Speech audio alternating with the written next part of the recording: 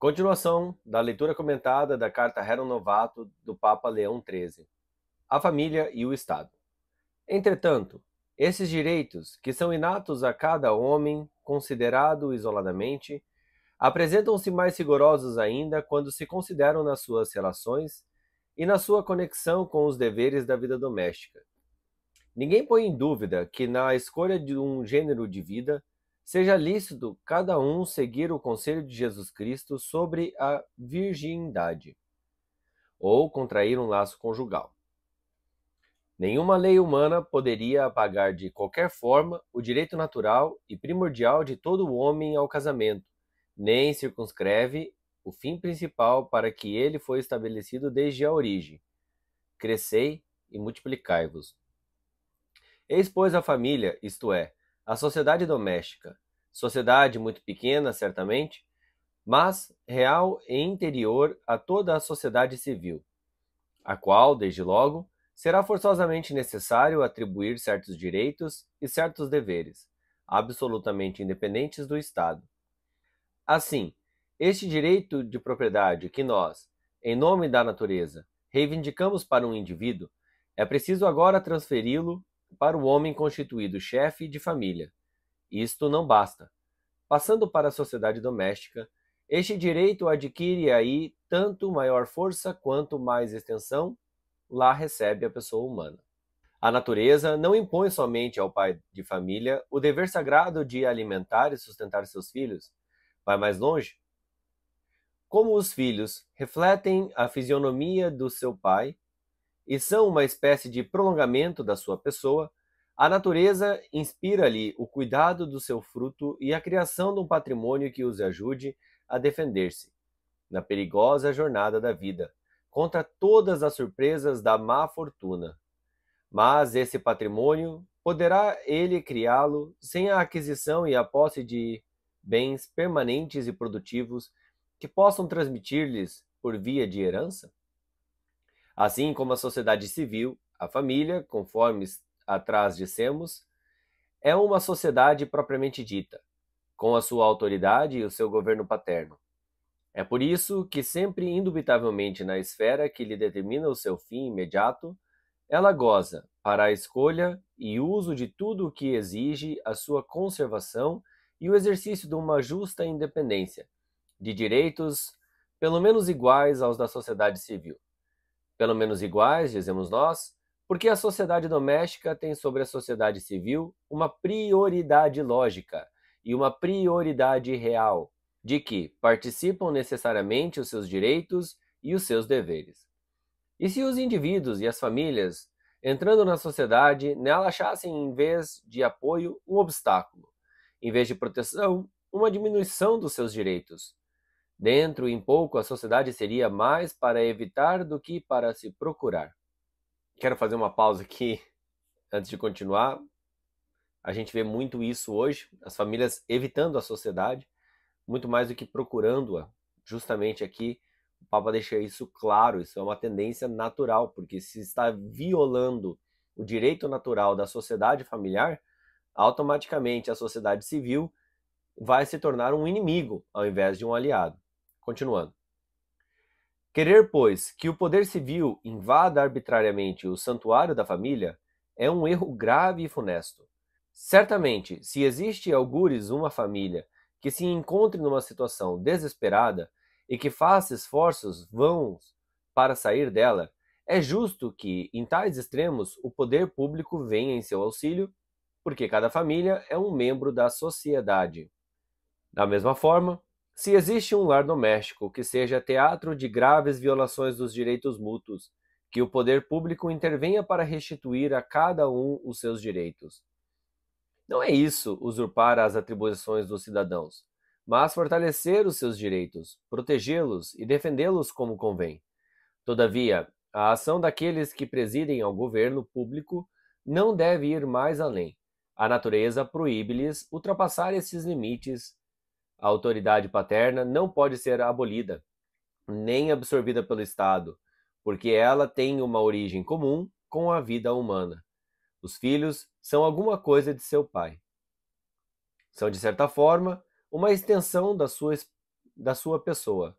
E, para falar com justiça, não é imediatamente por isso que eles se agregam e se incorporam na sociedade civil, mas por intermédio da sociedade doméstica em que nasceram. Porque os filhos são naturalmente alguma coisa de seu pai, devem ficar sob a tutela dos pais até que tenham adquirido o livre-arbítrio. Assim, substituindo a providência paterna pela providência do Estado, os socialistas vão contra a justiça natural e quebram os laços da família. Aqui está mais do que claro, e esse trecho sobre a família, eu recomendo cada pai de família, cada mãe, a ler esse trecho, meditar sobre ele, porque o Papa coloca coisas seríssimas sobre a responsabilidade dos pais. Mas o Papa só fala do socialismo? Vamos continuar. O comunismo, princípio de empobrecimento. Mas, além da injustiça do seu sistema, vence bem todas as suas funestas consequências, a perturbação em todas as classes da sociedade, uma odiosa e insuportável servidão para todos os cidadãos, porta aberta a todas as invejas, a todos os descontentamentos, a todas as discórdias, o talento e a habilidade privados dos seus estímulos, e, como consequência necessária, as riquezas estancadas na sua fonte. Enfim, em lugar desta igualdade tão sonhada, a igualdade na nudez, na indigência e na miséria, na indigência e na miséria. Por tudo o que nós acabamos de dizer, se compreende que a teoria socialista da propriedade coletiva deve absolutamente repudiar-se como prejudicial àqueles membros a que se quer socorrer, contrária aos direitos naturais dos indivíduos, como desnaturando as funções do Estado e perturbando a tranquilidade pública. Fique, pois, bem assente que o primeiro fundamento a estabelecer por todos aqueles que querem sinceramente o bem do povo e a inviolabilidade da propriedade particular. Expliquemos agora onde convém procurar o remédio tão desejado. Bem, foram apontados os erros do socialismo e do comunismo, os erros dos exageros, e agora o Papa vai começar a colocar as questões sociais tão importantes para solucionar este problema. A Igreja e a questão social. É com toda a confiança que nós abordamos este assunto, e em toda a plenitude de nosso direito, porque a questão de que se trata é de natureza que, se não apelamos para a religião e para a Igreja, é impossível encontrar-lhe uma solução eficaz. Ora, como é principalmente a nós que estão confiadas a salvaguarda da religião e a dispensação do que é domínio da Igreja, calarmos-nos seria, aos olhos de todos, trair o nosso dever. Certamente uma questão desta gravidade demanda ainda de outros a sua parte de atividade e de esforços, isto é, dos governantes, dos senhores e dos ricos, e dos próprios operários, de cuja sorte se trata. Mas o que nós afirmamos sem hesitação é a inanidade da sua ação fora da Igreja. E a Igreja, efetivamente, que aure no Evangelho doutrinas capazes de pôr termo ao conflito ou ao menos de o suavizar, expurgando-o de tudo o que ele tenha de severo e áspero.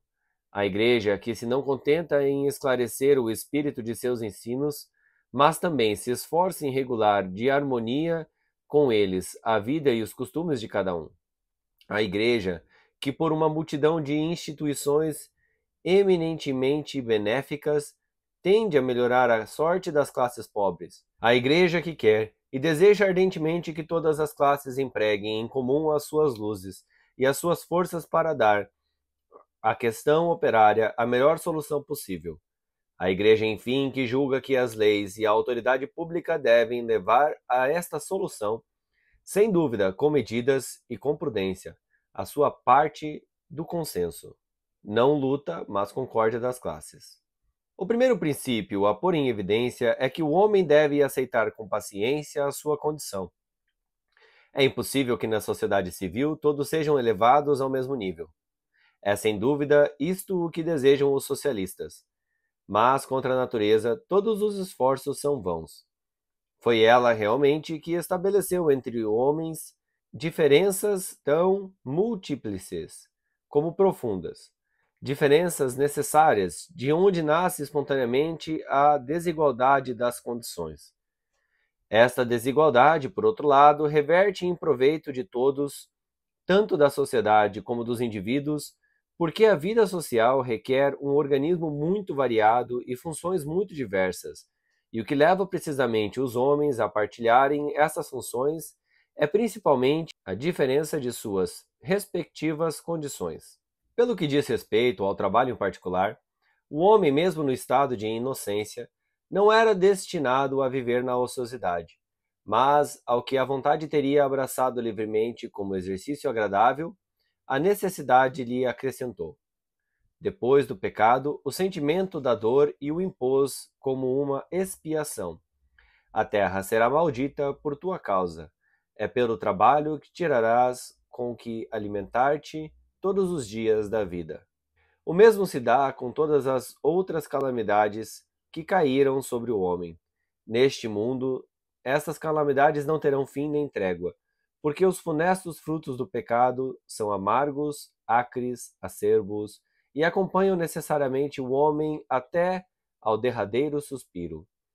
Sim, a dor e o sofrimento são apanágio da humanidade, e os homens poderão ensaiar tudo tentar para os banir, mas não o conseguirão nunca, por mais recursos que empreguem e por maiores forças que para isso desenvolvam. Se há quem, atribuindo-se o poder fazê-lo, prometa ao pobre uma vida isenta de sofrimentos e de trabalhos, toda de repouso e de perpétuo gozos, certamente engana o povo e lhe prepara laços onde se ocultam, para o futuro, calamidades mais terríveis que as do presente.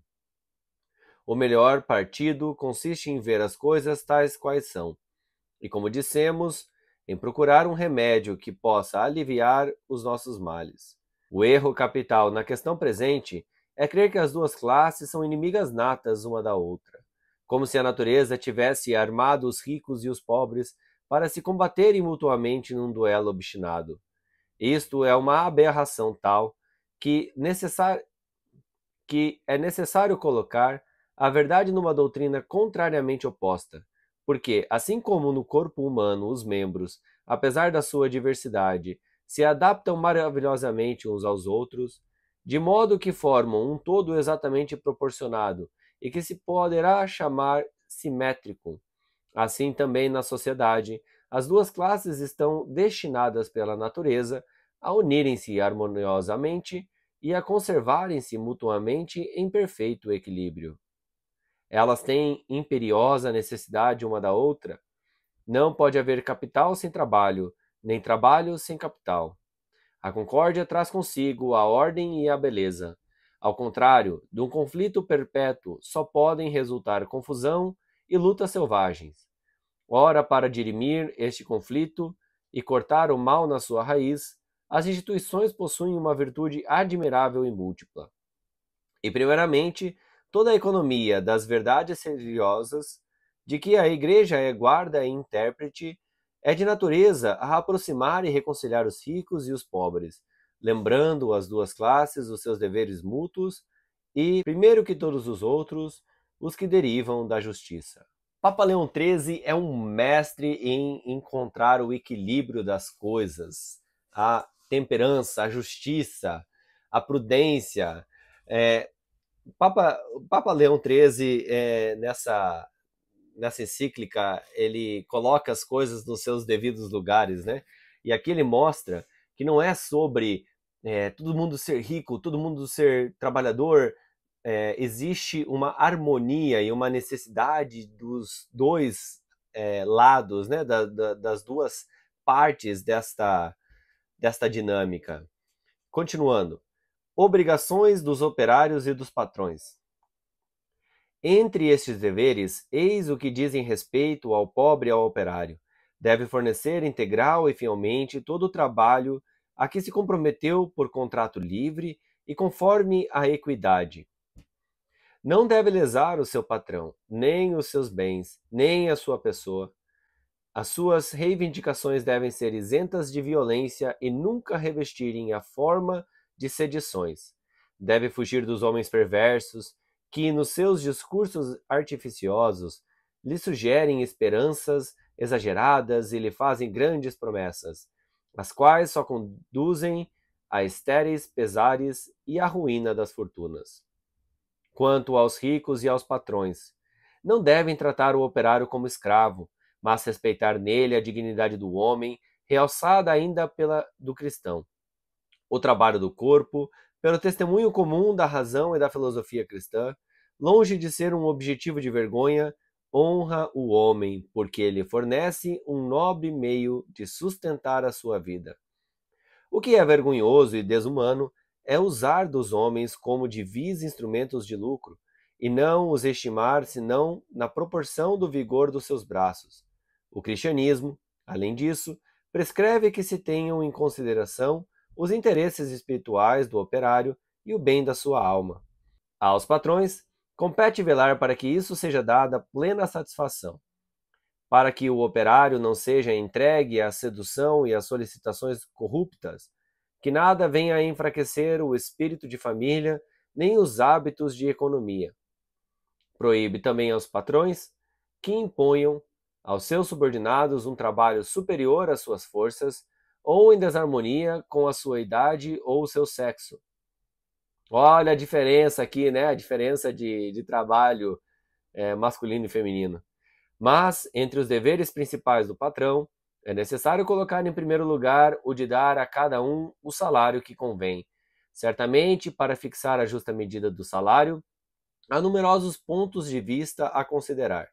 De uma maneira geral, recordem-se o rico e o patrão de que explorar a pobreza e a miséria e especular com a indigência são coisas igualmente reprovadas pelas leis divinas e humanas. Que cometeria um crime de clamar vingança ao céu quem defraudasse a qualquer no preço dos seus labores. Eis que o salário que tendes extorquido por fraude aos vossos operários clama contra vós, e o seu clamor subiu até os ouvidos do Deus dos exércitos.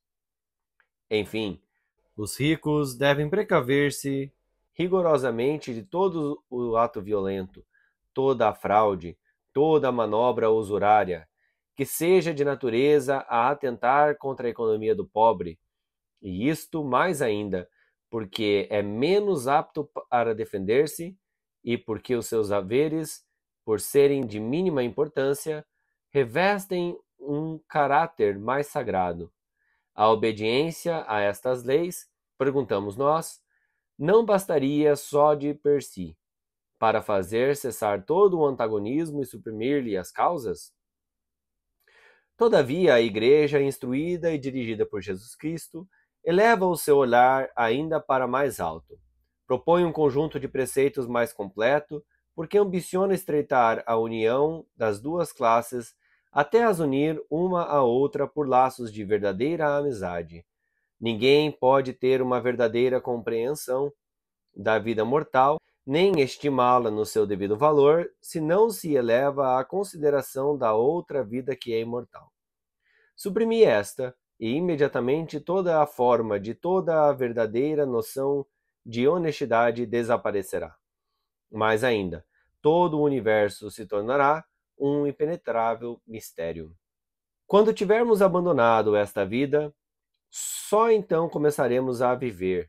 Esta verdade que a mesma natureza nos ensina é um dogma cristão sobre o qual assenta, como sobre o seu primeiro fundamento, toda a economia da religião. Não, Deus não nos fez para estas coisas frágeis e caducas, mas para as coisas celestes e eternas. Não nos deu esta terra como nossa morada fixa, mas como lugar de exílio. Que abundeis em riqueza os outros bens, chamados bens de fortuna, ou que estejais privados deles. Isto nada importa à eterna beatitude. O uso que fizerdes deles é o que interessa. Pela sua superabundante redenção, Jesus Cristo não suprimiu as aflições que formam quase toda a trama da vida mortal. Fez delas estímulos de virtude e fonte de mérito, de sorte que não há homem que possa pretender as recompensas eternas, se não caminhar sobre os traços sanguinolentos de Jesus Cristo. Se sofrermos com ele reinaremos. Por outra parte, escolhendo ele mesmo a cruz e os tormentos, minorou-lhes singularmente o peso e a amargura, e, a fim de nos tornar ainda mais suportável o sofrimento, ao exemplo, acrescentou a sua graça e a promessa de uma recompensa sem fim. Porque o momento tão curto e tão ligeiro das aflições que sofremos nesta vida produz em nós o peso eterno de uma glória soberana incomparável. Assim, os afortunados deste mundo são advertidos de que as riquezas não os isentam da dor, que elas não são de nenhuma utilidade para a vida eterna, mas antes um obstáculo, que eles devem tremer diante das ameaças severas que Jesus Cristo profere contra os ricos, que, enfim, virá um dia em que deverão prestar a Deus, seu juiz, rigorosíssimas contas do uso que hajam feito da sua fortuna. O assunto ainda vai continuar, mas nós vamos parar por aqui este segundo vídeo, já está longo, e aqui nós vemos que a nossa esperança não pode estar numa vida fácil, numa vida prazerosa, numa vida sem problemas, num céu na terra. O céu na terra, ele se faz através de nós buscarmos a vida beatífica, ou seja, nós buscarmos, aceitarmos as condições, o momento presente onde Deus nos colocou, a realidade que Deus nos colocou, as condições deste mundo, para que, através da vida sanguinolenta de Jesus, a gente possa purificar e beatificar, ou melhor, deixar que Deus nos purifique e nos beatifique, para que um dia, segundo a nossa esperança, a gente possa estar diante dele na visão beatífica.